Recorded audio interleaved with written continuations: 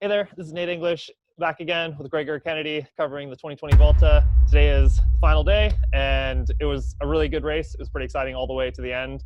Even just the last 5K today was pretty exciting. And we're going to wrap up our very professional amateur coverage of the race. So, Gregory, what was the brief summary of what happened today? It's the final stage. It's a sprint stage. I think we probably didn't expect any like GC excitement, at least. Yeah. But how did it play down? A couple interesting facts. So the route was changed at some point during the race because of the pandemic, and so they had them ride on freeways around Madrid before the final thing. So it's a different course than they typically do, which is something I've noticed personally. Like the Vuelta, they seem to race on freeways more in Spain than I see anywhere else. I've often wondered why they do that. At least for today, it was because they wanted them to minimize crowds. I don't know exactly what's going on in Spain, but there's curfews and there's lockdowns. So they just didn't really want to have any excuse for people to go outside, which would be a little bit frustrating if you're a cycling fan and you live in Madrid and you know they're all riding around and you can't go out and I think it's mostly that they have curfews and they have to be in at night and they have like social distancing. So I think that there are people away, like there are a lot of people out, but they were wearing masks and it's like way fewer than normal. But anyway. But they were trying to minimize it, right? They clearly did not want the crowds that they get. And so, yeah, so it's a pretty flat stage, right? Like there's really no way that the GC racers can switch position. If anybody was to get a lead, they could just chase them down. But there is always this fantastic loop at the end with the sprint finish, which was a photo finish, like incredibly exciting. You thought like Quick-Step was not to be found during the last couple of laps. The commentators were saying like, where's Quick-Step?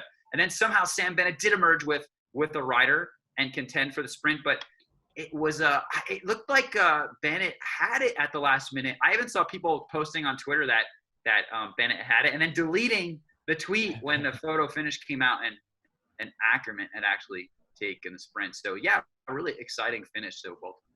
Yeah, it was pretty exciting. It was really fast going into like the last like 10K, 5K, like they were averaging over 30 the whole time. And like a ways out, Quick-Step had everyone on the front. They had like 5 or 6 guys.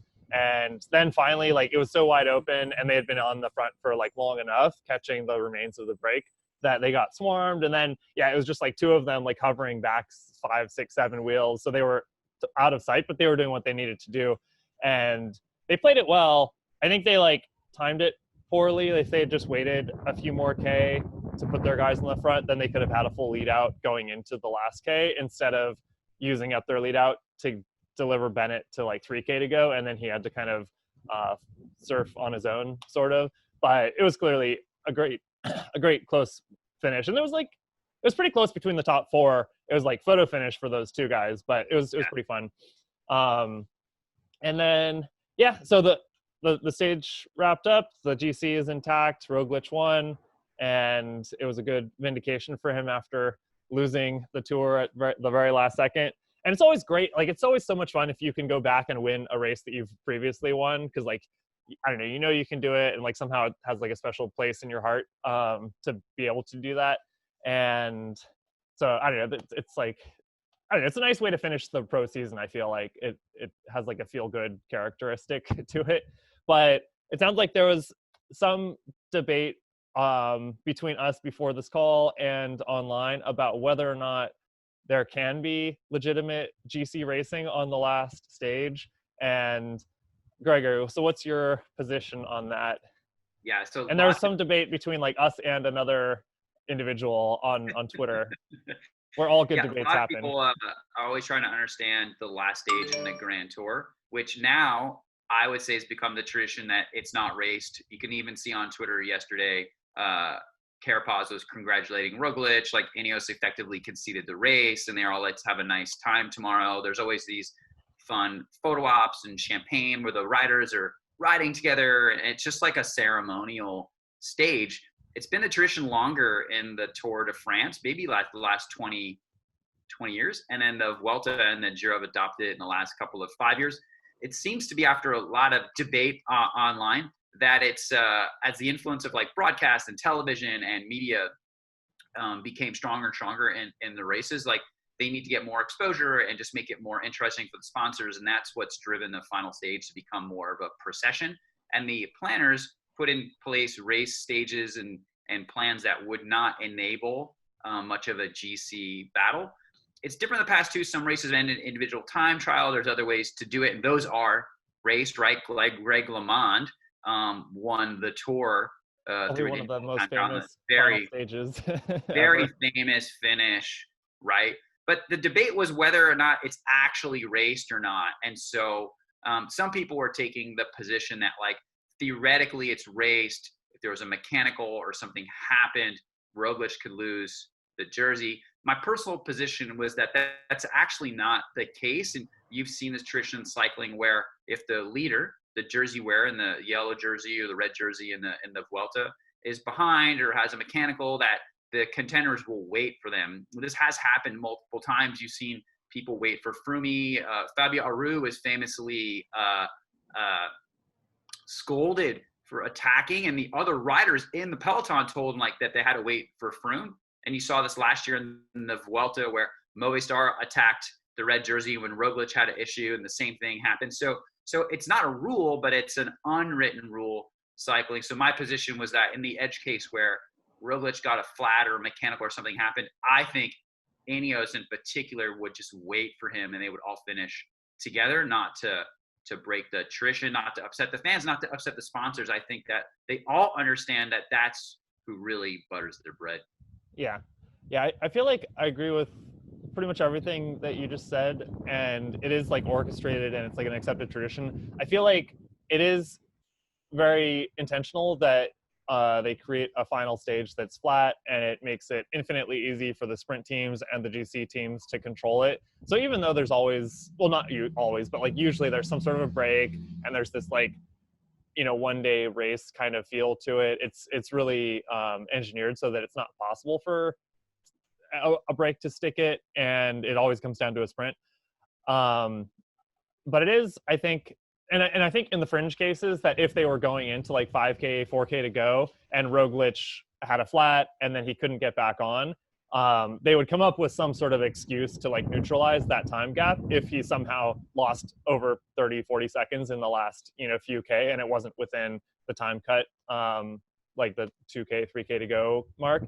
But I think that, like, I remember Vinokurov attacking on the Champs-Élysées. He wasn't going for the win in the overall tour several years ago, but he was possibly going to move up in the GC if he were to like win and make up enough time on the field. And it wasn't like he was just like doing it for show. Like he was going for the win on a stage that usually is the sprinters stage, but he was trying to upset the sprinters and take time. And I feel like if it had come down to like 3 or 4 or 5 seconds, like that would be incredible at the end of 3 weeks of racing. And that basically never happens. But if it was that kind of a close finish, I feel like unless the teams ahead of time said explicitly as like an honor thing that like we're not going to race the last day, it would have been okay for Carapaz to like attack and try to, take a flyer in the last K and pick up that time bonus and like jump Roglic in the GC if they were within, 3 or 4 seconds of each other. It's just that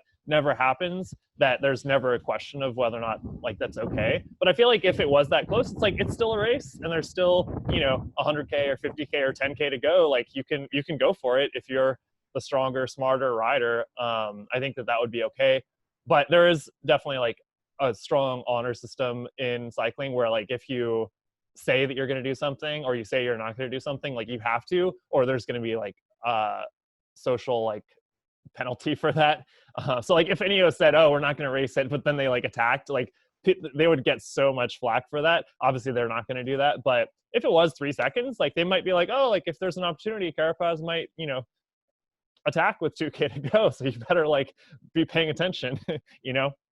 But Yeah. I think that that's never going to happen because there's always going to be too much of a time gap, and they're always going to have a short, flat, really easily controlled final stage. And if there was an outside like fringe case where Carapaz or whoever is like high in the GC, like if somebody got a flat, and they're on the podium, like they're not going to let them lose time in the last 5K just because of some mechanical.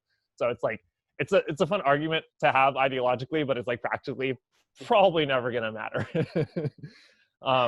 But real quick before we wrap up, there was some drama with Movistar, the most dramatic team in the peloton, and Ineos. I don't know. I feel like Ineos is kind of the juggernaut. It's like the Yankees. Like people like them, but people also like to see them not win because they're traditionally like the most well-funded with the best riders, and they have like 5 Grand Tour contenders on their team at any given time, and it's people like seeing that, but they also don't mind if they lose sometimes, or at least some people.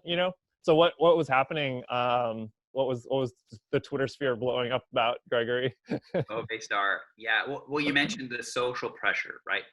And so I think cycling's unique in the fact that teams have to create alliances with other riders in order to win, right? There's not really another sport I can come up with where it's commonplace for teams to cooperate in order to beat their rivals, right? Like in a traditional team sport, there's teams is clearly defined. That's it. But you've got all these teams working together, and they can like make it difficult for other people. So of course, in the never-ending drama that is crazy. the Movistar team, it was hard to see yesterday. But Soler and Mas were in the lead group, and Carapaz attacked and got that 20-second lead over Roglic, right? And so what it looks like is that Soler and Mas helped Roglic close that gap, because there's a lot of bad blood between Movistar and Carapaz, who was on the team last year.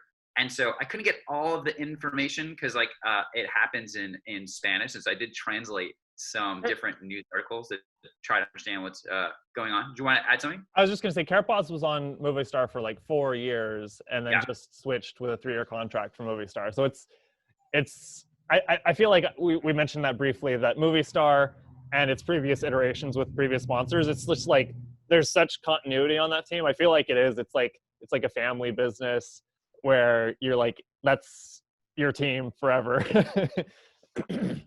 So there's some issue where like Carapaz was not the rider selected for the Giro when he was on Movistar last year. He won the Giro, which is supposedly how he got the contract to go to Ineos. But then there's rumors that he actually had the contract before the Giro, and that wasn't how he got it. There's all kinds of drama. I don't know what's true, what's not true. It's all interesting and exciting, and a little bit everyone's dirty laundry out in public.